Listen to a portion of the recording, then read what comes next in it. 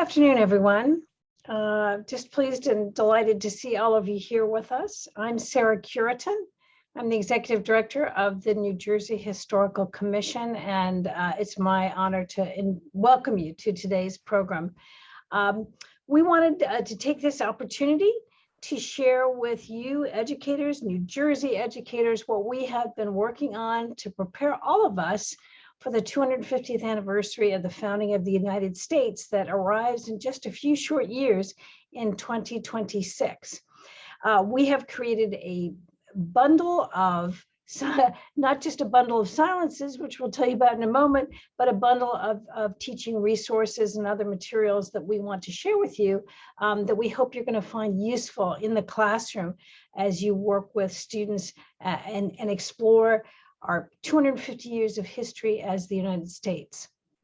So on today's program, we're going to run through the agenda items that you see here. We're going to give you a quick overview of Revolution NJ.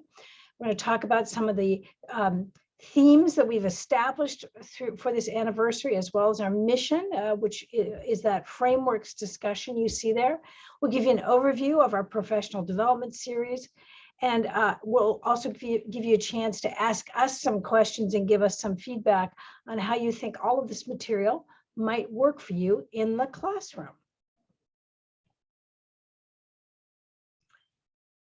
So just to give you a basic understanding, Revolution NJ is a partnership between the New Jersey Historical Commission, which is a state agency in the Department of State, and the nonprofit Crossroads of the American Revolution Association. We were charged by legislation with planning and preparation for the 250th anniversary, and we have been at work since 2018, laying the foundations for what we hope will really be an engaging and inclusive commemoration of our history.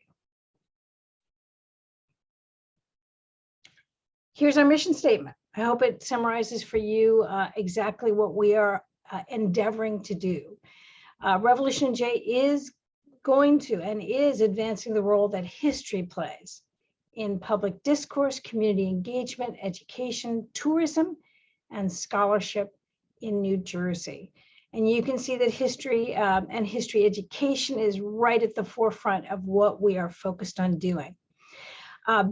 Through all of the initiatives that we are planning, we intend to galvanize diverse audiences statewide in embracing the enduring value and relevance of history to our everyday lives and to the future.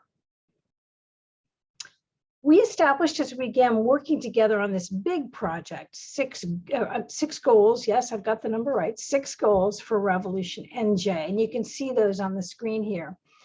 The first and foremost goal, which you'll see there right at the top, is to tell a diverse and inclusive story about America's past that invites participation from all New Jerseyans. So I hope you'll see in our materials that that number 1 goal is infused throughout all that we're doing with this initiative. I also want to highlight goal number 4 for obvious reasons this afternoon, and that is to elevate the value placed on history education in our K-12 schools and universities. I think we've all seen, especially in recent years, as our nation navigates many challenges, that the need to make sure that all of us understand how our government works, how it's constructed, and the history that has brought us to this present day, how important that is for all of us to know so that we can work together productively in our precious democracy. So I want you to know that that is a high-ranking goal in what we are intending to do here. We've also established 7 themes, interpretive themes for this anniversary. And we did that, by the way, by calling together a team of leading scholars to help us think about what are the current critical themes in US history that we want to engage our audiences in thinking about. And so here they are. And we're going to talk to you a little bit much more about that actually this afternoon. We designed these themes not only to be incredibly relevant to both what you're teaching in the classroom, but also to everybody's everyday lives. So we'll dig into those a little bit further as we go along. We also intended them to be broad and flexible so that you in the classroom and other groups around the state can find multiple ways to develop programs and lesson plans and activities that relate to these various themes. And then the last slide that I'm going to share with you is this one. I do want to especially let you all know that as part of our planning for the anniversary, we conducted a statewide survey of K-12 social studies education. And some of you on the call or on the webinar today may actually have participated in that survey. And if you didn't, thank you very much for taking time to do that. Our goal in doing this survey was to gather current information about what's actually going on in your classrooms, what you as educators feel are the needs that you have, what are the strengths, what are the areas that you'd like to see grow and be enhanced in what you do with social studies. And now I'm happy to report the findings from that survey are available to everyone. They're up online at njsocialstudies.org. You can see the website right there at the bottom.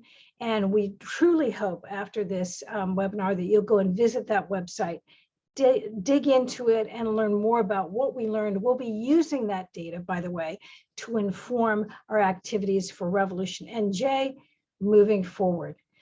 And with that brief introduction, let me hand you off to our program coordinator here at the Historical Commission, Dr. Mark Lawrence. Thank you so much, Sarah, and thank you everyone for joining us this afternoon. We're super excited to show you what we've been working on. Chris Myers and Joan Rutterman have been doing an amazing job on creating the material that you'll see later on in this session. I just wanted to kind of give us a contextual background on what's going on at the national level. Everything that was just mentioned by Sarah at the initiative for Revolution NJ is doing similar work to what we're seeing nationally with the roadmap that was created for Educating for American Democracy, the different types of resources that Made by Us is doing to engage 18 to 30-year-old demographics, and then just the amount of resources that we get from the AASLH and the NCTH and the Giltler-Lehrman Institute of American History. So we're very much in line with this critical thinking and use of history to really explore the past and the present that's occurring at the national level. But of course, we wanted to do something that's New Jersey based for folks specifically in this state to explore these similar types of questions. So what we ended up doing in order to help facilitate this is create a professional development series. This is just one leg of a larger Revolution NJ initiative, but this is super important work to kind of lay the foundation for what we hope folks across the state can use to generate content and programs and be able to really dive into what this particular 250th can mean. So the first part of the professional development series is this larger panel session, this monthly live panel session series called Big Ideas. And the general idea behind this is creating a place where folks who might not be familiar with these larger concepts that are floating around in the social sciences and the humanities, to have a place where they can come and hear a honest, frank discussion about these topics and be exposed to some of these ways of thinking. Just an overview of the ones that we've already had. We had our first one on what is the American Revolution, where the panelists explored what is that idea of the American Revolution, what does it mean in the public mind, how can folks really reimagine that space. And then our second one was on what is identity and why does it matter? And that really looked at the complex construction of identity and how it's experienced. And what does that mean when you're looking at identity in the past? And our recent one, which took place last week, was on how does society structure individual choice and actions and beliefs. And that really looked at providing a tool for understanding structural thinking and what that can bring into understanding things on the ground today, in the present, and in the past. And our next one, which will be coming up in April, is on the archive and how do we know what we know, specifically looking into how these things are created, the materials that people engage with are preserved, curated, and what does that mean for how we actually know what we know about the past. Today, you're actually going to be diving a little bit more into bundles of silences, which is our second part. This is a pre-recorded webinar series that we're going to be really diving into today. And I want to preempt it by saying that we were super lucky to work with a number of amazing scholars looking at each one of those interpretive themes that Sarah mentioned earlier. Our third part would be then the Revolution NJ Handbook. This is something to help folks really dive into the Revolution NJ initiative from different aspects, whether you're a small historic site, a cultural organization, individual who wants to just take part in 250th, a small business. This is meant to help folks really see how they fit into the Revolution NJ initiative. And then we're going to be following all of this up with in-person workshops in late summer and early fall. These are going to vary in their topics, but the idea is to really put everything that's been discussed in these previous outings into something that's tangible and folks can really put into effect. And all of these are available. The videos and links to all of the things I just mentioned are available at our website at history.nj.gov. I believe Chris is dropping in a number of links in the chat. So definitely take a look at those, especially if you found anything that sounded interesting that you would want to check. We highly suggest folks really look at those big ideas videos too. And this is just a preview of the next one that we have. As I mentioned, it's the one that's based on the archives. And we're excited to be able to get Ms. Joy Bivens from the Schomburg Center for Research in Black Culture to discuss the Schomburg's collection, and Dr. Britt Russert to really look into how she's been able to use the archives in her own research. And then our own advisory council member for Revolution NJ, Dr. Kristen Oberzokluf, she'll be the moderator for this session and also be tying in her work on vagrancy, which is an amazing topic. So bundles of silence, how did we come about that name? That actually comes from this book by Michel Roche-Trio called Silencing the Past, where he examines the idea of history being full of silences and how that is a tool of the ways in which power can be reproduced and produced. And he looks at it specifically through this lens of gaps and what we can do to further explore these gaps and how we can come to a more not accurate, but more holistic picture of the past. And I was super influenced by his work in my own graduate studies, and I felt like this was a perfect framing for the types of work and the type of historical work we're hoping people will engage in. So we went about the process by getting in touch with the video producer, Bob Suter, who helped us create these webinars. We approached all the scholars that you'll see in these videos based on their research experience and specialty. And when we selected these scholars, we tried to get a broad mixture of backgrounds, research sites, and time periods that they're covering, just to show how these themes can be contextual and flexible, so that folks can kind of see a breadth of what can be explored through these key themes. And then we gave them free rein on specifically taking one theme and then seeing how they would use that theme to interpret a particular part of history. And then they created these materials, they submitted it to our advisory council for review, they received feedback, and then they created another draft that was then finally sent to our producer, who created the webinar series that you'll see today. The 7 scholars are Dr. James Gigantino.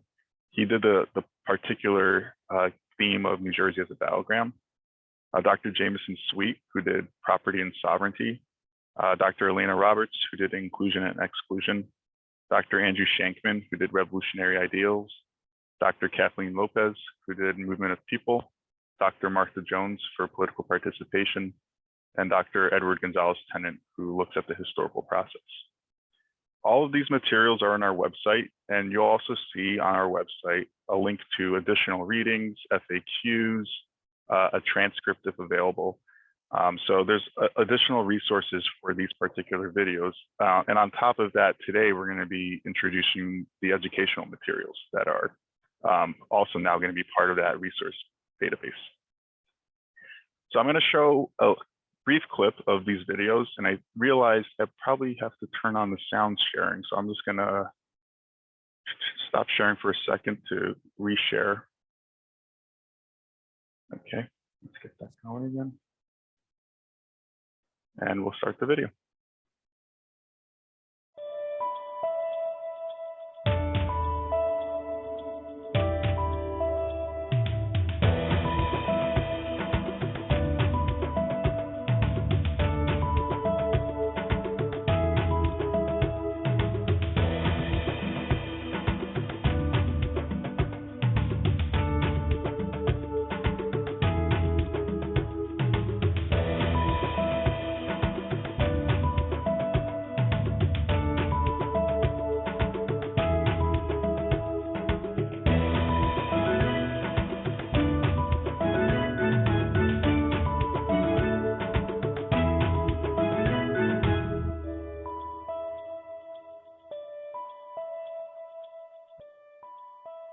Hello, I'm Edward Gonzalez-Tennant, lecturer of anthropology at the University of Central Florida. I also regularly consult with various communities in support of grant writing, cultural resource assessment surveys, and other heritage-oriented activities. My primary interests center on the use of digital technologies to support the creation of local, inclusive histories. I previously taught at Monmouth University after receiving my PhD in anthropology in 2011 from the University of Florida.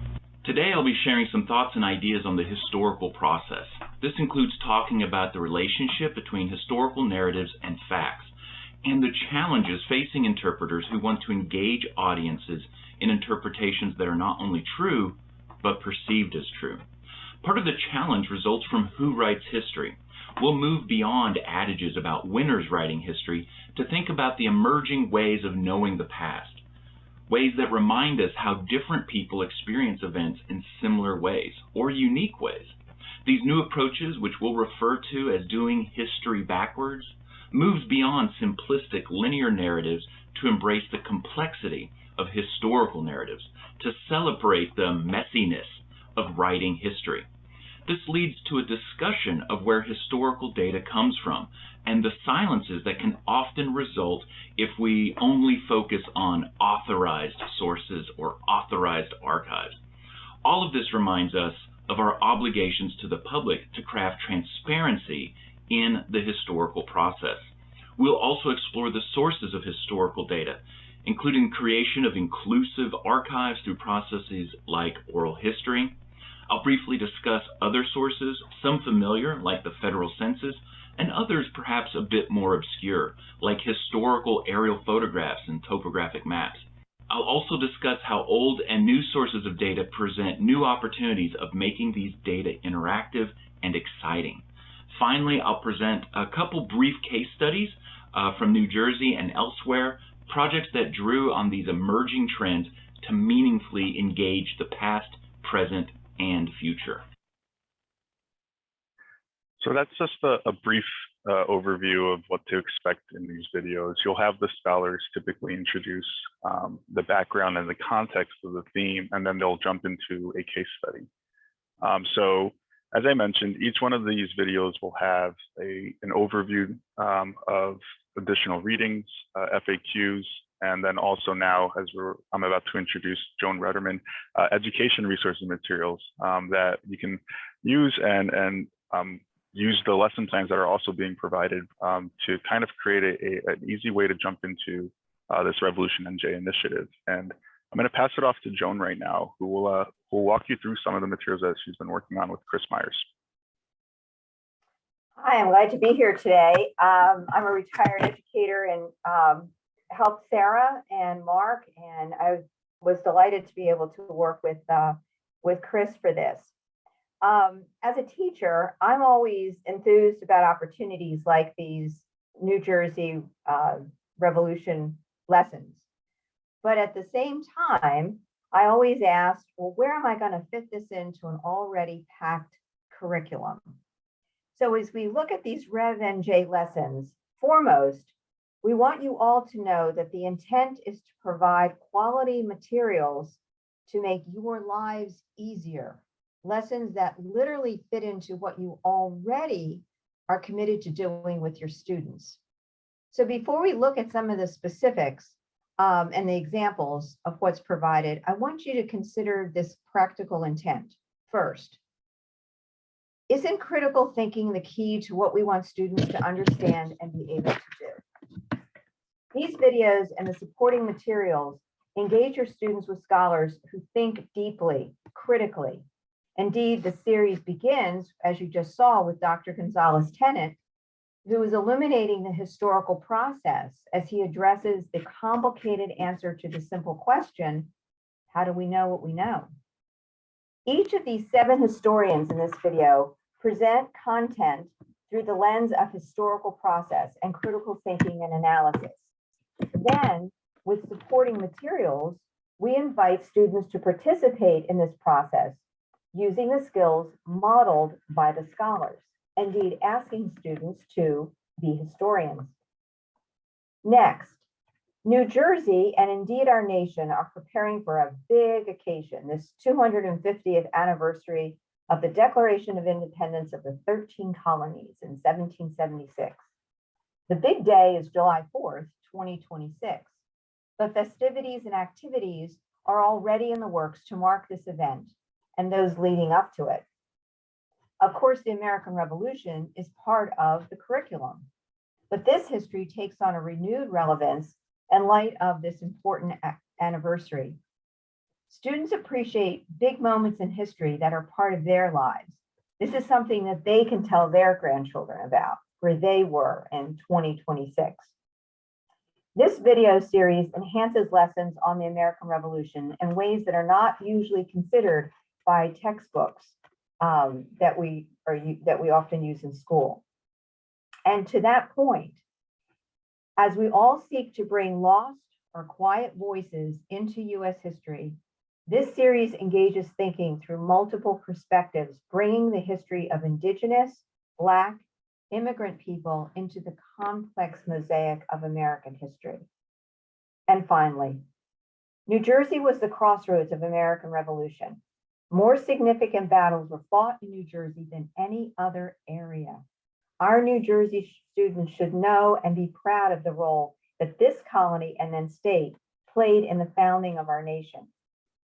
So this video series provides case studies highlighting relevant New Jersey history.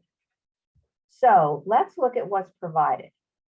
As Mark shared, you have the overview of the 7 videos, the titles and the historians.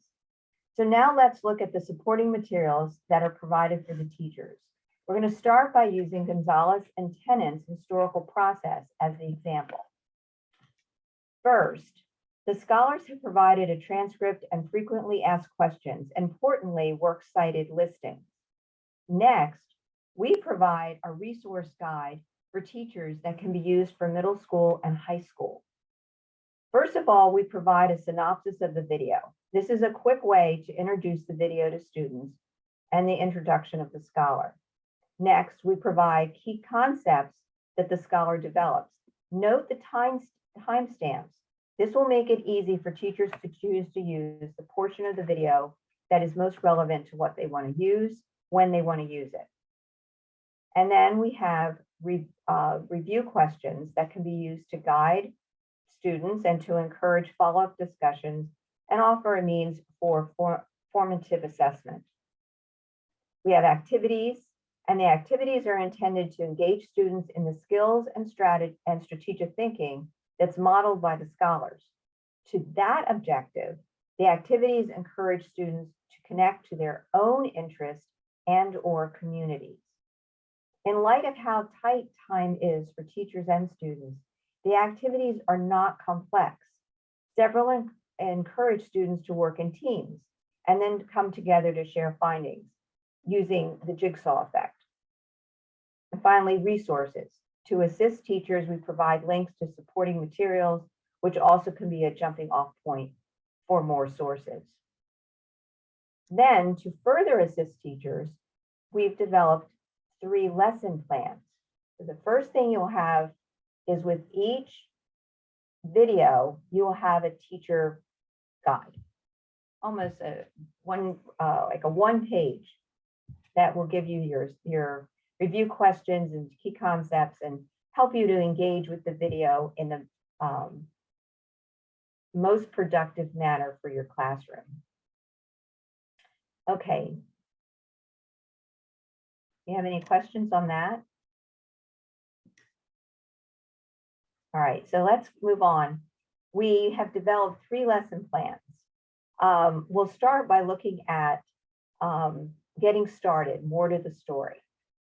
So in thinking about how to engage students with these videos, how to prime the pump, as it were, to get kids to be interested in how scholars think very deeply about history, and how history actually can change depending on what new sources are found or what quiet and lost voices are now listened to. Okay, the American Revolution has been part of students' social studies lessons since primary grades. As residents of New Jersey, students may have been exposed to Revolutionary War sites and stories. So this lesson draws on students' knowledge and conceptions. This lesson is intended to precede the video series to stimulate an interest in critically analyzing knowledge and questioning some of their preconceptions.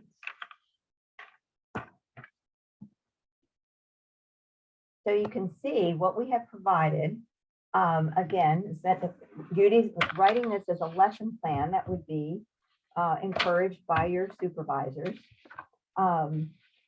We have the standards included, essential understandings, lesson objectives, essential questions, the anticipatory set, which will be done on day 1, and then the actual lesson plan. Materials, resources, and technology are provided, and as you saw at the very beginning, we have vocabulary. Any modifications or accommodations that might be used, or formative assessments we have included at the end. So these lesson plans are written as you're required to produce, and it's provided for you. Let's look at lesson plan 2. Applying the historical process to your world. And again, this would take maybe about a week. Not every single day in the classroom, some of it done outside of the classroom. In this one, Dr. Gonzalez-Tennant discusses how historical monuments are established and factors to consider in understanding the accurate and inclusive intent and message of a monument. This is particularly relevant in our world today as monuments are being taken down or questioned. In this activity, students can create a monument or a plaque that's relevant to their community, applying the lessons learned from Gonzalez-Tennant in his first video.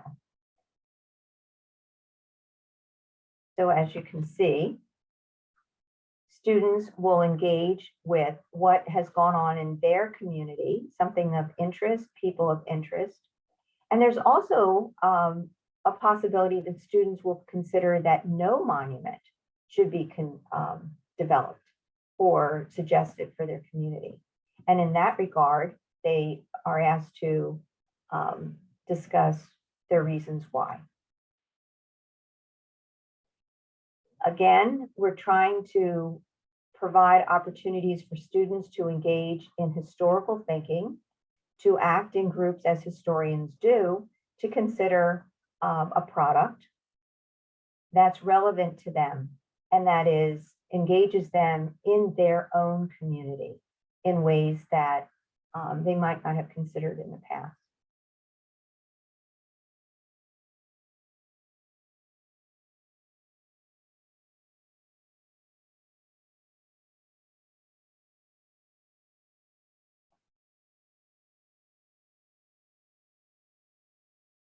Rosie the Riveter, the Teardrop Memorial, and the War Memorial in Newark.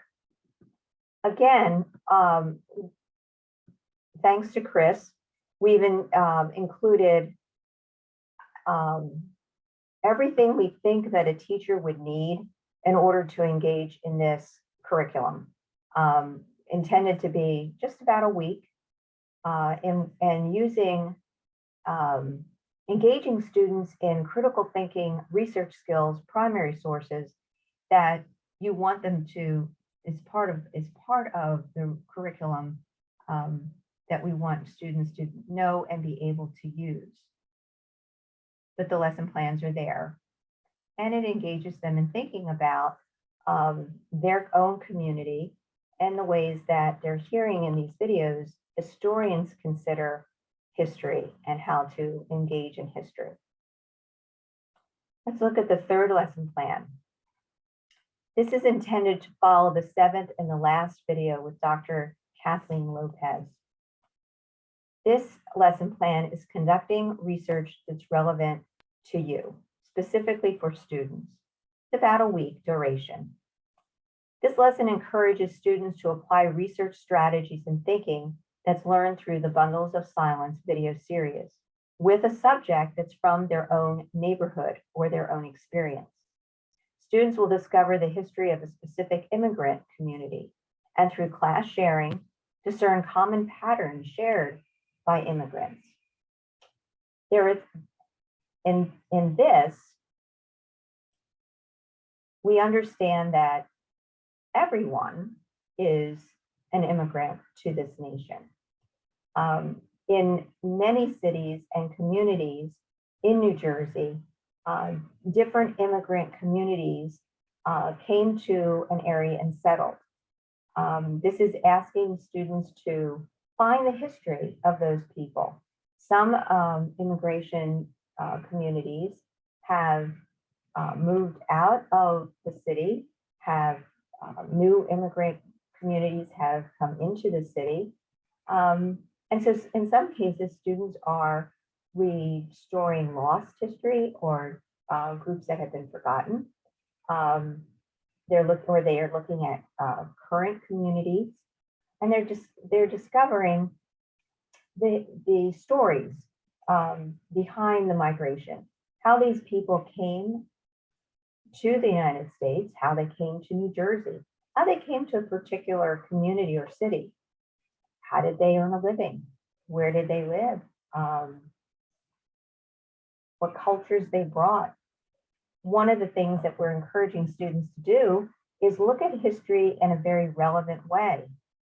Look at restaurants, look at stores, look at signs on streets or names of rivers. Where did these come from? What is the influence behind these? Opening students' eyes to things that are around them every day, and to consider them the way historians would consider them, with those questions of why and how, and ultimately, so what? How did these people who came make a difference in the landscape, and what did they bring, and their contributions, as they all are looking and seeking their identity in the American community.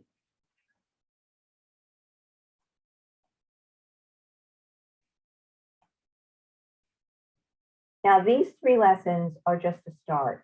And today, we really would like to extend a sincere invitation to students to, your students can help you with this, but for teachers to help us to create more lessons that will relate to these videos that will be shared for the grand 250th. And I think Chris is going to post how to get involved with this. But we, as they say, just scratch the surface here with 3 lessons to start at the beginning and at the end of the video series, but to encourage you to get involved with developing more lessons. It was an honor for me. It was a real pleasure for me to work on this project with Chris Myers for the New Jersey Historical Mission, and for Sarah and Mark, who are so supportive. As an educator, I found the scholars' work to be fascinating and truly excellent models of what I hope my young scholars will do in considering multiple perspectives in thoughtful and respectful ways. History is not static. The more we discover, the more robust history becomes towards understanding our 21st century America. With that, now with Mark, we hope he'll come back. Well, we want to hear your feedback and your questions. And to start, we want to ask, does this look like a resource that you would be interested in using?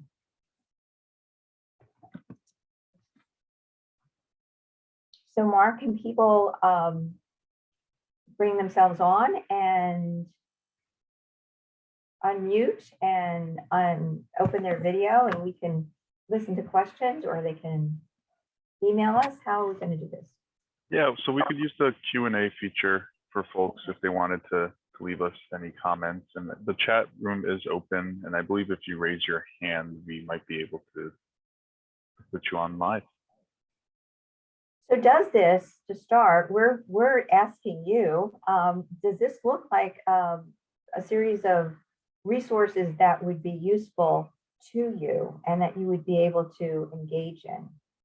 Considering that we do not want to add on to your curriculum, but we want to add into what you're currently doing.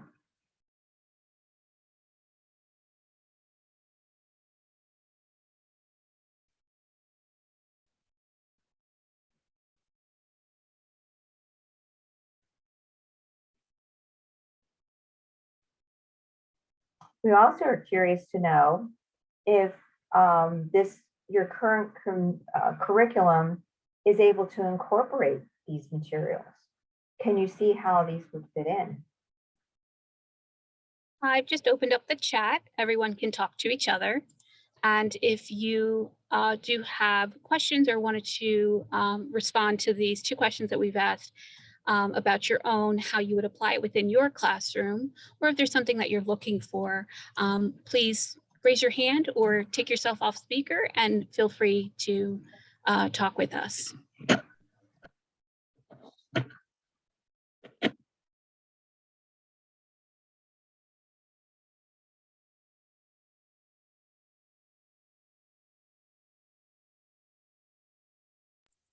We're also going to post these questions in a post survey, so you can follow up with us too via email.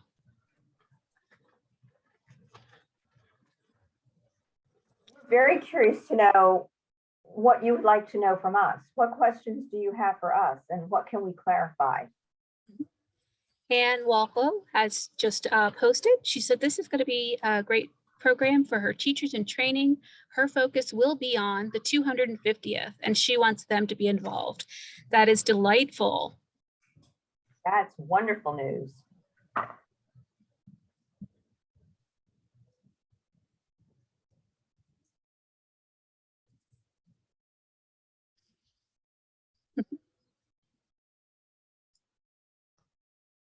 It would be great too, other participants, please feel free to put in that chat too, if you are, like Anne, already involved in using the 250th in your classroom. That would be fascinating to know as well. And I do think that, just to emphasize too, we will be continuing this conversation and continuing to reach out with more resources. And so please continue to let us know even after the webinar is over. If you have thoughts or ideas or suggestions or needs that we could address, we'd love to hear it.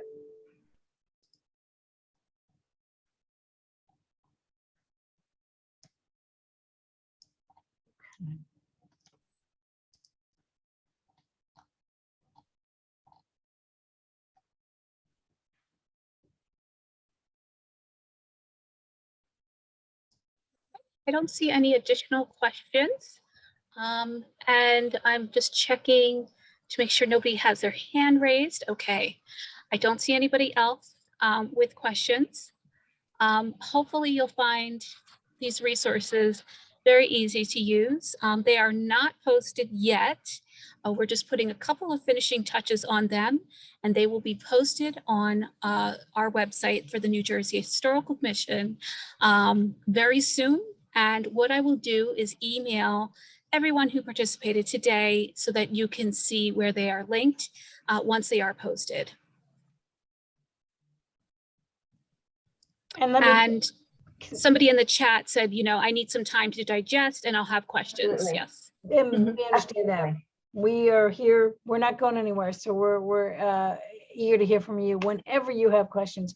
And let me just clarify too, the bundle of silences is already up there on the website, along with the suggestions for further reading, the transcripts, the frequently asked questions. So you can start dipping into those right now at our website, history.nj.gov. And then these additional resources, as Chris just clarified that Joan and Chris have been working so hard on, those will be posted very shortly, the lesson plans and the additional resources for using these in the classroom. Videos are fascinating. They last about 20 to 30 minutes. Very engaging and thought-provoking, and it's exciting to bring such level of expertise directly into the classroom with you.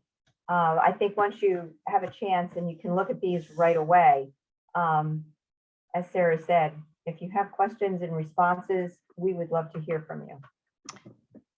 And Joan, I'm going to add too, I'm glad you brought that up, just a brief commercial on behalf of our scholars. We are really proud of the roster that we were able to attract to this series. Martha Jones has a national reputation. I know that she's been in the spotlight a lot recently, especially over the issues related to voting rights, which is one of the areas that she explores. Dr. Sweet is really doing wonderful work up at Rutgers, just to pick out a couple of these to highlight. Professor Elena Roberts, if any of you are following the Gilder Lehrman Book Breaks series on Sunday afternoons, she was recently one of the featured scholars talking about her recent book. So there's some terrific scholars. Oh, and one quick word too about Jim Gigantino. Although he teaches at the University of Arkansas, he is born and raised in New Jersey, and his scholarly interests are in fact all centered really in New Jersey. So we hope you'll enjoy them and find them useful in your classrooms.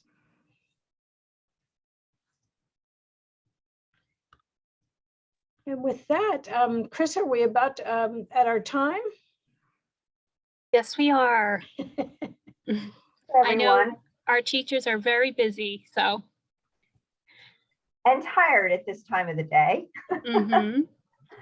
So thank you all so much for joining us, and we look forward to hearing more of your questions in the future, and also suggestions and comments. So thank you so much. Thank you, Thank everyone. you. Have a great afternoon, everyone.